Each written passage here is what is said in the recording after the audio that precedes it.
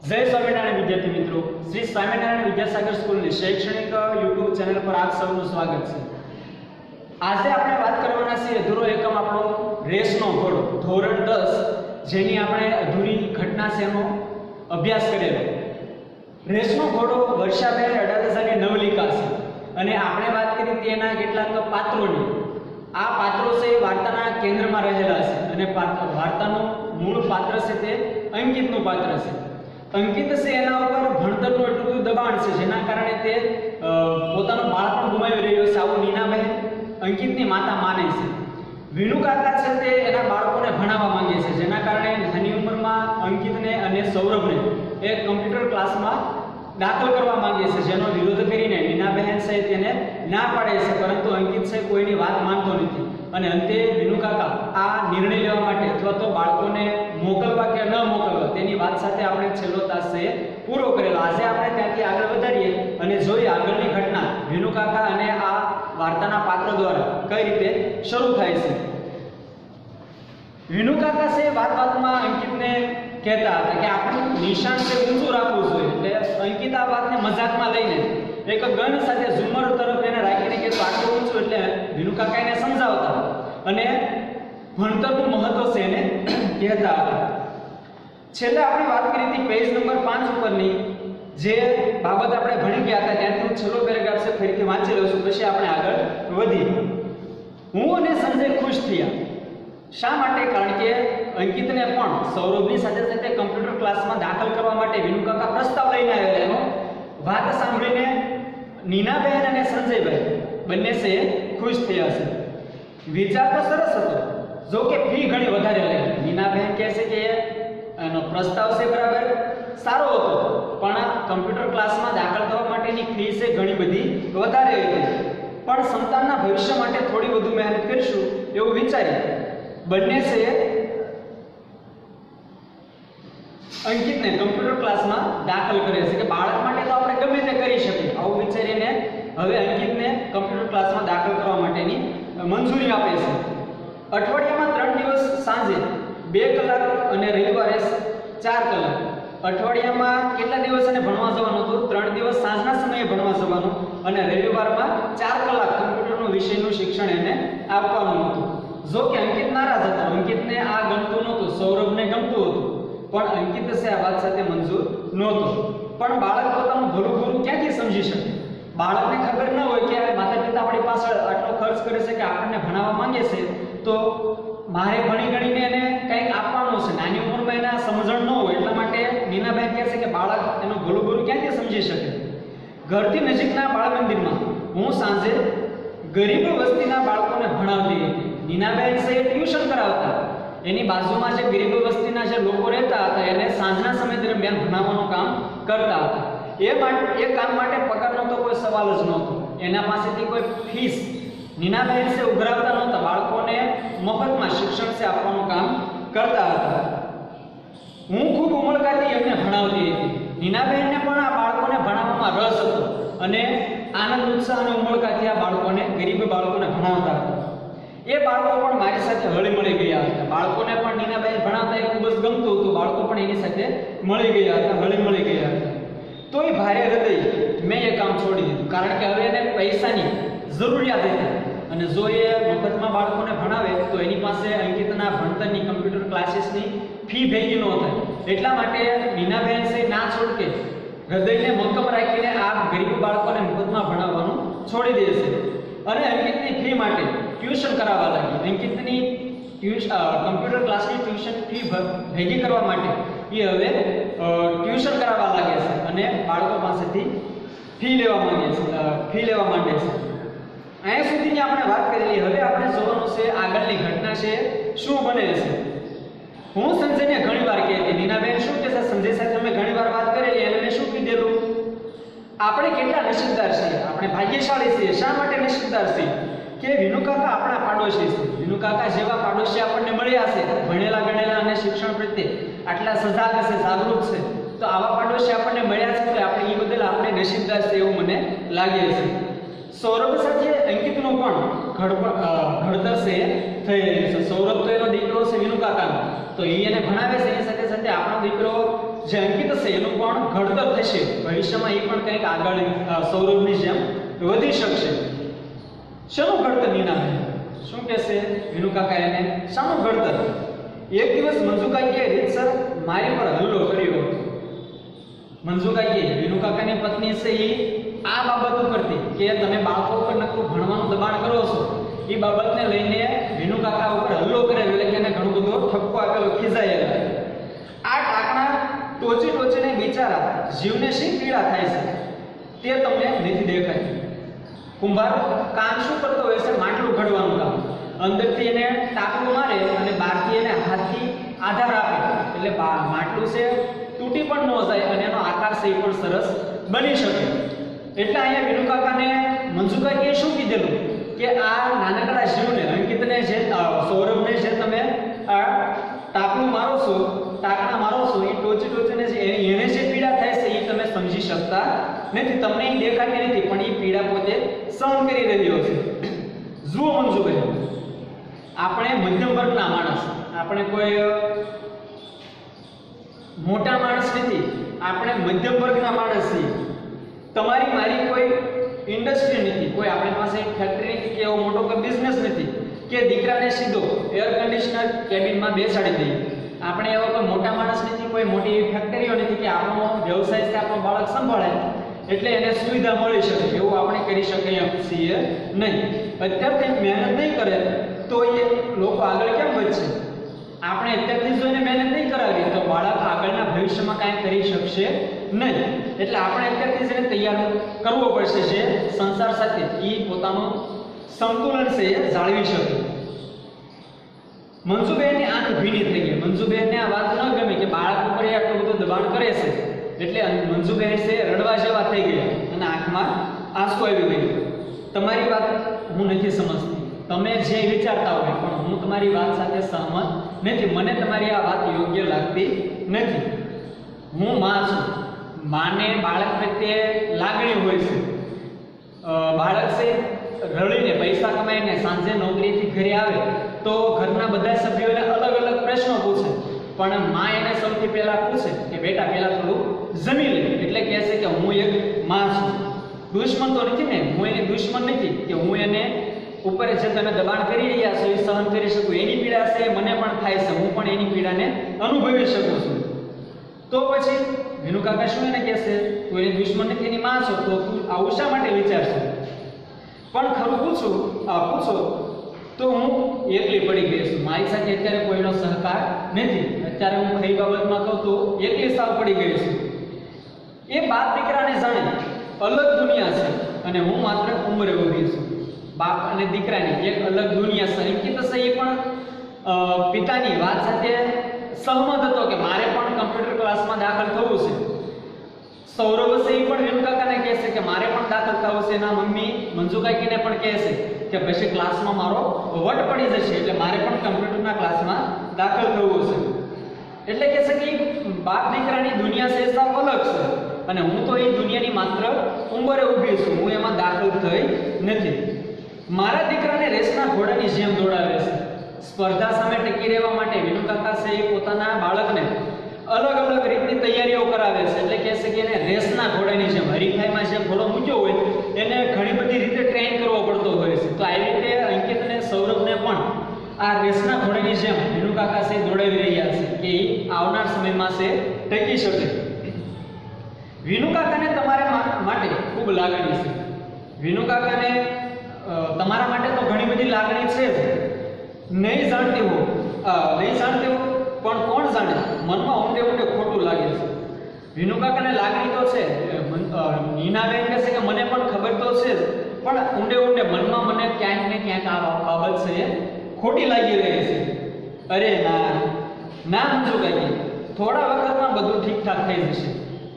ઝાઝો સમય નથી, આ બાળકો છે આમાં મશગુલ થઈ જાય એટલે થોડા જ સમયમાં બધી બાબત છે ઠીકઠાક થઈ જશે. આપણે કોઈ પણ બાબતનો ભય રહેશે અને બાળકનું બાળપણ પણ છીનવાશે નહીં. તો તમારા મોંમાં ઘી સાકર લ્યો છો. જો એવું બને તો નીનાબેન કહે છે તો આ બાબત છે સારામાં સારી કહેવાય. લ્યો છો, આપણે જોઈશું હવે કે બાળકો સાથે આગળની ઘટનાઓ શું બને છે.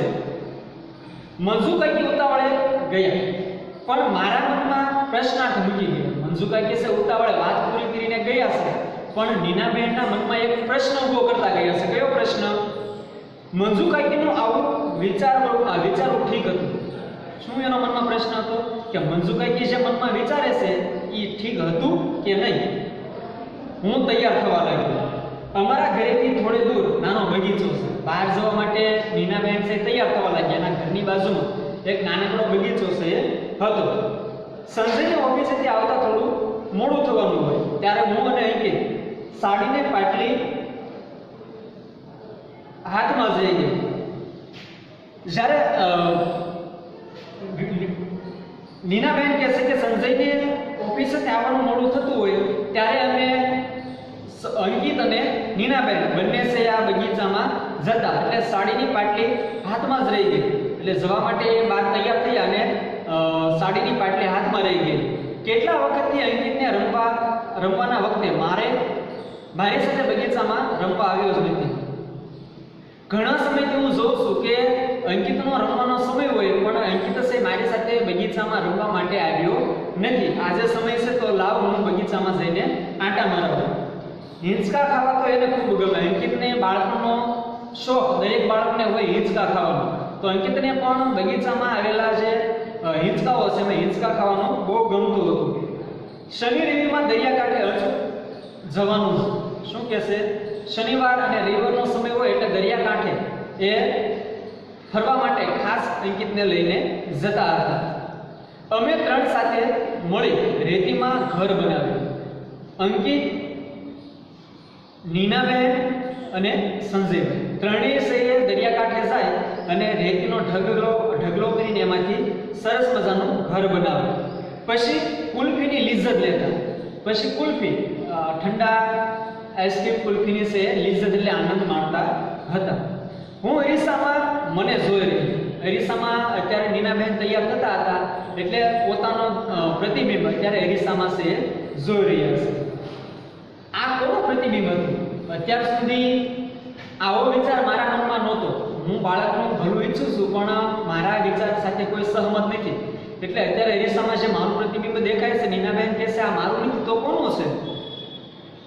કે પછી હું બદલાઈ ગઈ.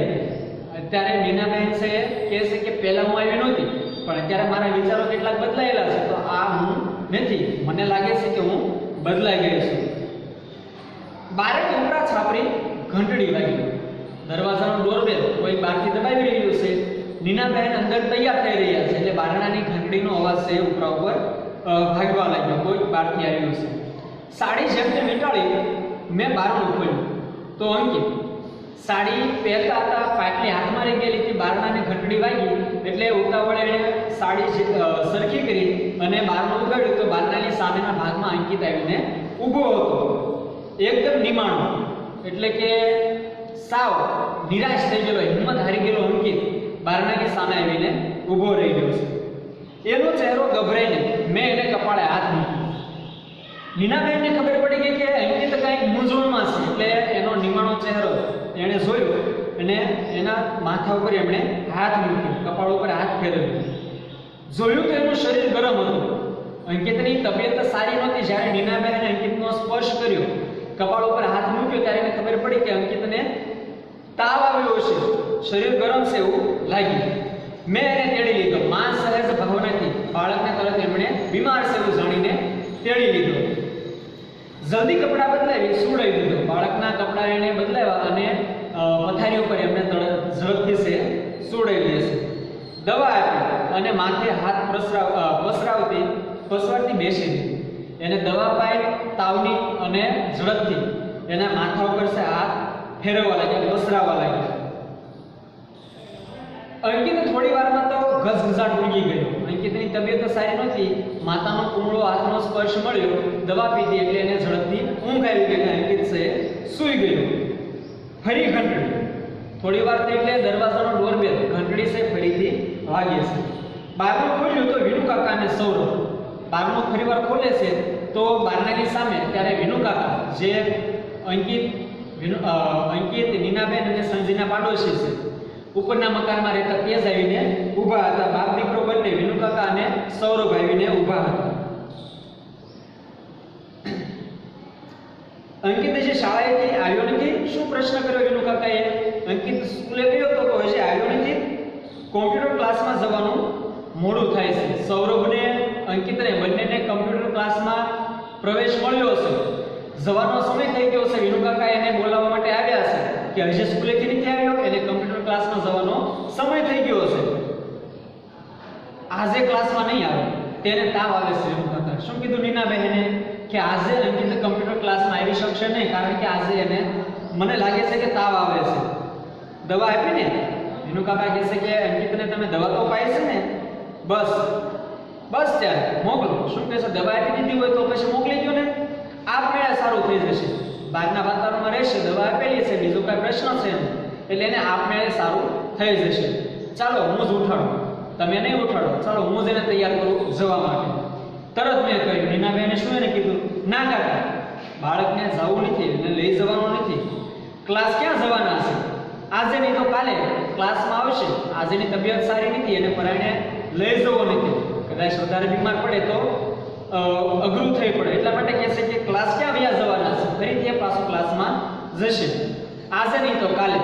આજે ભલે એ સૂતો, આજે ભલે આરામ કરે, કાલે એ ક્લાસમાં આવશે. ક્લાસ કાંઈ જતા રહેવાના નથી. પણ તાવમાં અંકિતને નહીં મોકલું, પણ હું તાવમાં અંકિતને જવા દઈશ નહીં. કાલે શાળાએ પણ નહીં, કાલે હું શાળાએ પણ એને આવવા દઈશ નહીં, કારણ કે એ બીમાર છે. નવાઈ પામી એ મને જોઈ રહ્યા. વિનુ કાકાને નવાઈ લાગી કે આટલી બીમારીમાં એ અંકિતને મોકલવા માટે તૈયાર નથી, અને એ નીનાબેનની સામે નવાઈ ભરી દ્રષ્ટિથી જોઈ રહ્યા છે. નીનાબેન, તમે તો અંકિતને માય કાંગલો કરી મૂક્યો. અંકિતને તમે આ જે સેવા એની કરી રહ્યા છે એના કારણે એના પોતાના એ આત્મનિર્ભર બની શકશે નહીં, એના કારણે માય કાંગલો થઈ ગયો છે. ચાલો ઉઠાડો જો. શું કહેશે એને? ભલે થોડો બીમાર રહ્યો, પણ સૌરભ સાથે એ ક્લાસીસમાં જશે, કમ્પ્યુટરનું ભણશે તો આપમેળે એને સારું થઈ જશે. એટલે મારી સાથે એને તમે ક્લાસમાં મોકલો. હું ઉઠાડું છું કે તમે ઉઠાડો એમ કહીને એને બોકે છે. અત્યારથી પંપાળશો તો ભવિષ્યમાં કરશે શું? અત્યારથી જો તમે એને આટલા લાડ કરશો તો ભવિષ્યમાં જઈને એ કાંઈ નહીં કરી શકે, અને હાલનો સ્પર્ધાત્મક સમય સાથે એ સમતોલન સાધી શકશે ને ટકી શકશે નહીં. એને માટે એને મોટા થઈને ભવિષ્યમાં જે કરવું હોય તે ત્યારે એ નક્કી કરશે. નીનાબેન એને શું કહેશે? અત્યારે એને રહેવા દે, પણ એને શું કરવું હશે એ મોટો થશે એટલે એને આપમેળે ખબર પડશે, એટલે એ મોટો થઈને પછી કરશે. પણ તાવમાં તો હું એને નહીં જ મોકલું, પણ અત્યારે એને તાવ આવે છે તો હું એને કમ્પ્યુટર ક્લાસીસ માટે મોકલીશ નહીં. વિનુ કાકા કદાચ અંદર આવી જાય એ ડરથી બારણામાં જ ઊભી રહી. મેં મક્કમતાથી કહ્યું. એને ડર હતો કે વિનુ કાકા ક્યાંક પરાયણે અંકિતને ભણવા માટે લઈ જાય નહીં, એટલા માટે એ દરવાજામાં જ ઊભા રહી ગયા. કેમ? કારણ કે વિનુ કાકા જો અંદર આવી જાય તો અંકિતને જગાડે અને પરાયણે ફરજ પાડે કે તું સૌરભ સાથે કમ્પ્યુટર ક્લાસમાં દાખલ કર. એટલે દરવાજામાં જ ઊભા રહી ગયા અને મક્કમતાથી અડગતાથી એને શું કીધું? એ નારાજ થયેલા લાગ્યા. અડગતાથી કીધું કે આજે અંકિત ભણવા માટે નહીં આવે, અને વિનુ કાકાને આ બાબત ગમીને એટલે નારાજ થઈ ગયા, એને ખોટું લાગ્યું. પણ હું તો કશું બોલી નહીં. પણ નીનાબેન એકના બે ન થયા કે એને મોકલ્યો, અંકિતને ભણવા માટે મોકલ્યો નહીં. એ ચાલી ગયા. ત્યાંથી વિનુ કાકા તો નીકળી ગયા. હું સાંજની રસોઈમાં પરોવાયો, ત્યાં મેં ટીવીનો અવાજ સાંભળ્યો. સાંજની રસોઈમાં હવે નીનાબેન લાગી ગયા છે, અને ત્યારે એમણે ટીવીનો અવાજ સાંભળ્યો. રસોઈ કરતા કરતા ટીવી શરૂ હોય તેમાંથી અવાજ સંભળાયો. નવાઈ પામી હું બહાર આવી. એને નવાઈ લાગી કે ઘરે તો કોઈ છે નહીં, અંકિત સૂતો હશે, તો ટીવી કોણે શરૂ કરી? નવાઈ પામીને એ બહાર જોવા માટે આવી. જોયું તો અંકિત ટીવી પરના કોઈ ગીતને રસપૂર્વક જોઈ રહ્યો હતો. બહાર આવીને જોયું તો ટીવી શરૂ હતું, અને અંકિત બેઠો ટીવીમાં આવતું કોઈક ગીત હતું, એને ધ્યાન દઈને રસપૂર્વક છે માણી રહ્યો હતો, જોઈ રહ્યો હતો. અરે અંકિત બેટા, શું કહેશે નીનાબેન એને? તારી તબિયત સારી નથી. અંકિત શું કરે છે? તારી તબિયત સારી નથી, તું આરામ કરજો. તારે બહુ પરિશ્રમ અથવા તો બેસવું નહીં, તું આરામ કર, અત્યારે તારી તબિયત સારી નથી. એટલે અંકિતે એને હસીને કીધું, હસતા હતા શું કીધું? હવે મને સારું છે, હવે મારી તબિયત ખરાબ નથી, હવે મને ઘણું બધું સારું છે. નીનાબેન કહે છે કે મેં એને કપાળે હાથ મૂક્યો તો તાવ ગાયો. ફરી વાર અંકિતે કીધું કે મારી તબિયત તો સારી જ છે. એટલે નીનાબેને ફરીથી એના કપાળ ઉપર હાથ મૂકી જોયો કે એની શરીરનું તાપમાન છે, ગરમી કેટલી છે, તો તાવ એને દેખાયો નહીં, શરીર ગરમ લાગતું નહોતું, તાવ છે અચાનક ગાયબ થઈ ગયેલો હતો. એણે મારો હાથ પકડ્યો. અંકિતે મમ્મીનો હાથ પકડીને લાડથી શું કહ્યું? ચાલ ને મમ્મી, ઘણા વખતથી આપણે બગીચામાં ગયા નથી. ચાલ મમ્મી, તું મને ઘણા સમયથી બગીચામાં રમવા માટે નથી લઈ ગઈ. હાલને આજે આપણે બગીચામાં રમવા માટે જઈએ. પણ પછી તને તાવ અને તારું હોમવર્ક, જે તને તાવ આવે છે તે તારું ગૃહ કાર્ય લેશન કર્યું નથી, હોમવર્ક કર્યું નથી, એનું શું થશે? નીનાબેન એને પ્રશ્ન કરે છે. હવે તાવ ઉતરી ગયો છે. શું કહે છે અંકિત એને? હવે તાવ નથી, હવે તો તાવ છે ઉતરી ગયો છે, તાવ છે દૂર જતો રહ્યો છે. અમે બંને બગીચામાં ગયા. નીનાબેન અને અંકિત બંને બગીચામાં ફરવા માટે ગયા. અંકિતને રમવા માટે લઈ ગયા. એ સાંજે અંકિતે ખૂબ હિંચકા ખાધા. જે દિવસે એ બગીચામાં રમવા માટે લઈ જશે તે દિવસે અંકિત અત્યંત આનંદિત હતો અને બગીચામાં બાંધેલા હિંચકા ઉપર ઘણા બધા હિંચકાઓ પણ એ ખાય છે. કમ્પ્યુટર ક્લાસમાં પરીક્ષા થઈ. હવે કમ્પ્યુટર ક્લાસ એના શરૂ હતા. અંકિત છે ઘણા સમય જતો નહીં, પણ હવે એની પરીક્ષાઓ આવીને ઊભી રહી ગઈ.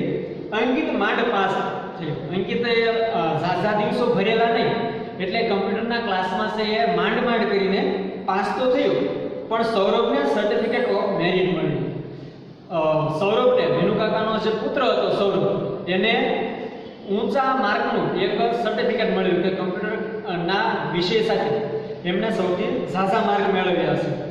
એ સાંજે સંજય અંકિત પર પહેલી વાર ગુસ્સે થયો. જે દિવસે અંકિત છે પરાયણે કમ્પ્યુટરની પરીક્ષામાં પાસ થયો હતો એ દિવસે સંજય છે, જે અંકિતના પિતાજી છે, એ પહેલી વાર અંકિત ઉપર ગુસ્સે થયા હતા, ખીજાયા હતા. વિનુકાકા આવ્યા, ઠપકાના સૂર્ય કહેવા લાગ્યા. વિનુકાકા પણ આવ્યા અને એણે પણ અંકિતને ઠપકો આપ્યો અને શું કીધું? આ બધું તમારા લાડનું પરિણામ છે નીનાબેન. તમે જેને લાડ કર્યા, જેને પોપલાવ્યો, એના કારણે આ અંકિત છે આજે માંડ પાસ થયો છે. એના પરિણામે આજે તમારે આ જોવું પડે છે.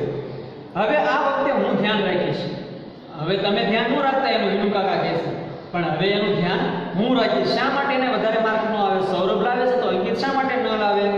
બાળકની તુલના ક્યારે અન્ય બાળક સાથે ન કરે, કારણ કે દરેક બાળકની વિચાર શક્તિ, એનામાં જે યાદ શક્તિ છે, એનું જે ક્ષેત્ર છે, એનો જે રસ છે, એને ધ્યાનમાં રાખીને બાળકને આગળ વધવા દેવું જોઈએ. પણ અહીંયા વિનુકાકા છે માત્ર ને માત્ર એના બાળક સાથે તુલના કરીને અંકિતને પણ એ એવું જ ભણાવવા માંગતા હતા જેવું ભણતર એનો દીકરો સૌરભ છે એ ભણતો હતો. આ બધું તમારા કશું વિચારો એ પહેલા તે મેં તરત કહ્યું. જે કાંઈ વિચાર આવે પહેલા નીનાબેન કે વિનુકાકાને શું કહી દેશે? ના વિનુકાકા, હવે મારે અંકિતને કોઈ ક્લાસ કરાવવા નથી. ભલે ના પાસ થાય, પણ મારે હવે એને કોઈ ક્લાસીસમાં જવા દેવો નથી. ભલે એના માર્ક ઓછા આવ્યા, પણ એનું ધ્યાન તો હું જ રાખીશ, કારણ કે માં સહેજ લાગણી બાળક પ્રત્યે હંમેશા હોય છે. એટલે નીનાબેન છે હવે અંકિતને રમવામાં દેવા માંગે છે, કહે છે કે હું એને કોઈ પણ ક્લાસમાં મોકલીશ નહીં.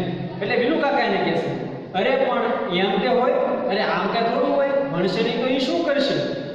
એકવાર ઓછા માર્ક આવ્યા એમાં, એકવાર ખાલી ઓછા માર્ક આવ્યા એમાં તમે શું એને આગળ ભણવા નહીં ગયો? ફરી વાર તૈયારી કરશે તો સારા માર્ક આવશે. તો એકવારના માર્કે એના કોઈ આધાર નથી. હવે એને તમે ભણવા દો, એવું કંઈ થોડું હોય.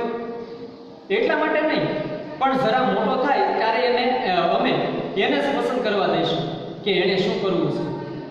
માર્ક ઓછા આવે એટલા માટે હું એને આગળ ભણાવવા નથી માંગતો એવું પણ નથી.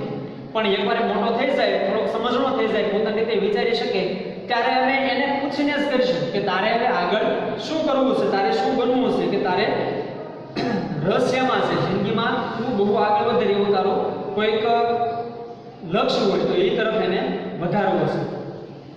એ રાતે સંજય પર મારી પર નારાજ થઈ ગયો. નીનાબહેનના પતિ સંજય છે એ પણ આજે રાત્રે નીનાબહેન ઉપર ઘણા ગુસ્સે થયા છે. તું જાણે છે નીના, મારા સંજોગો એવા હતા કે હું જિંદગીમાં બહુ આગળ ન આવી શકી. મારા માતા પિતા જે હતા એ એટલા સદ્ધર નહોતા, સંજોગો એવો નહોતો, સમય એવો નહોતો કે હું કાંઈક ભણીને આગળ વધી શકું. અંકિત માટે હું બધું કરી છૂટવા તૈયાર છું. અંકિત જો ભવિષ્યમાં કાંઈક એને બનવું હોય તો એના માટે દરેક પ્રકારનો ખર્ચ હું કરવા માટે તૈયાર છું. એના માટે હું ગમે કરવા તૈયાર છું. આવું નીનાબહેનને સંજય છે એ સમજાવે છે. તમે એને એક ચીજ આપશો. નીનાબેન સંજયભાઈ પાસે શું માંગે છે? અંકિત પણ ખુશ ને હું પણ ખુશ. હું એક એવી વસ્તુ માંગુ છું કે જેનાથી અંકિતને પણ આનંદ મળે, ખુશ થાય અને મને પણ આનંદ મળે, હું પણ ખુશ થાઉં. આવી વસ્તુ નીનાબેન અંકિતના સંજયભાઈ પાસે માંગે છે. જરૂર, પણ મોંઘી તો નથી ને? હા, હું તને આપીશ કરો, પણ મારી જે લાયકાત છે એના બહારની મોંઘી વસ્તુ તું માંગતી નહીં. મોંઘી તો નથી ને? ખૂબ કિંમતી છે, પણ તમારે રોકડા ચૂકવવા નહીં પડે. હા, વસ્તુ તો બહુ મોંઘી છે, કિંમતી છે, પણ તમારે એના માટે કોઈ રોકડ રકમ મને આપવી પડશે નહીં. એટલે સંજયને નવાઈ લાગી કે મોંઘી વસ્તુ છે ને મારે પૈસા નહીં આપવા પડે, તો એવું તો તું શું માંગે છે? અંકિતને એનું શૈશવ આપો. સંજય, અંકિતને એનું બાળપણ આપો, એનું શૈશવ એટલે કે બાળપણ.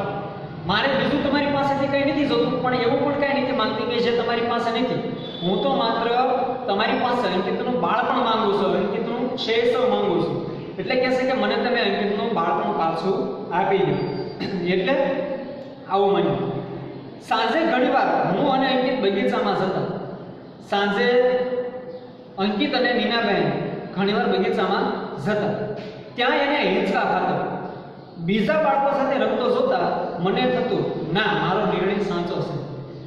નીનાબેન શું કહેશે કે મેં અંકિતનું બાળપણ જે સંજય પાસેથી માંગ્યું છે એ નિર્ણય મારો સાચો હતો કે ખોટો?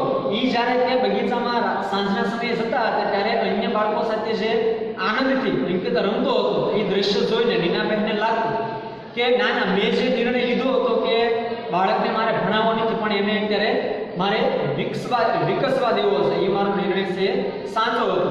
તો આજના દિવસ માટે આજે આટલું જ આપણે ભણીએ.